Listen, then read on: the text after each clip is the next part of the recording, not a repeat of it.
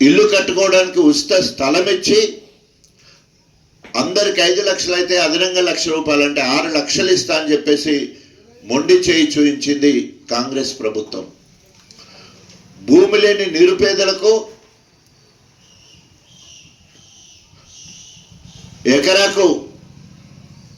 సంవత్సరానికి 12,000 ఇస్తారని చెప్పేసి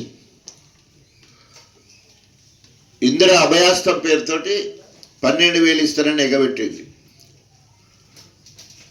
ఆటో డ్రైవర్లకు 12,000 ఇస్తారని చెప్పేసి వాళ్ళ ఆత్మహత్యలకు కారణమైండు రేవంత్ రెడ్డి.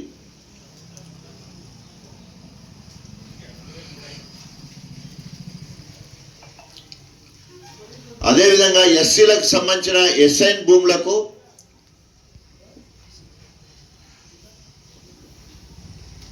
భూ రికార్డులో ఎక్కించి వారికి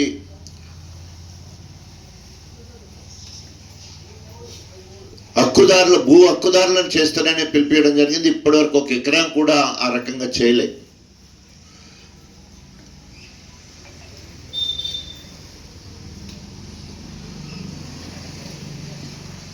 ఇట్లా చెప్పుకుంటూ పోతే ఎస్సీ ఎస్టీ మైనారిటీ బీసీలకు సంబంధించిన ఏ ఒక్క డిక్లరేషన్లో ప్రకటించి అమలు చేయలే.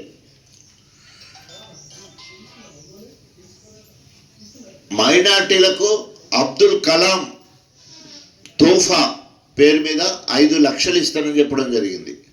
అబ్దుల్ కలాం తోఫా పేరు మీద 5 లక్షలు ఇస్తానన్నాడు. ఇంత మటుకు అతి లేదు గతి లేదు, ఆడు ఊసే మాట్లాడే పరిస్థితిలో లేదు. ఈ రకంగా ఇచ్చిన హామీలన్నీ తుంగలో దొక్కి 6 గ్యారంటీలను అటకెక్కించి 420 హామీల ఊసు లేకుండా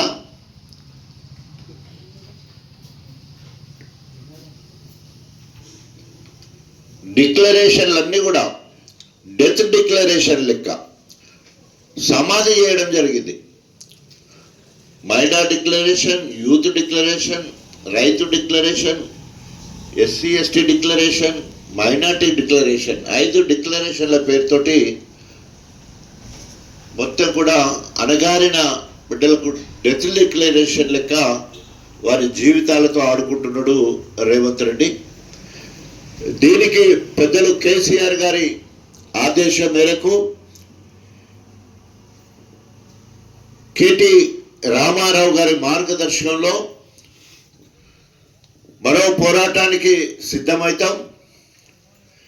ఇచ్చిన హామీలు నెరవేర్చే వరకు అన్ని నియోజకవర్గంలో మరి అసెంబ్లీ ప్రాతినిధ్యం వహిస్తున్న ఎమ్మెల్యేలను గ్రామాలకు రానివ్వం. ప్రత్యేకంగా స్టేషన్ గన్పూర్ నియోజకవర్గం స్వయంగా కడియం శ్రేణిని రేవంత్ రెడ్డి సిలిక పలుకులు పలుకుమంటే రేవంత్ రెడ్డి నీవు కాంగ్రెస్ పార్టీ కాదు బీఆర్ఎస్ పార్టీ చెప్పు అంటే అట్లే చెప్పిండు.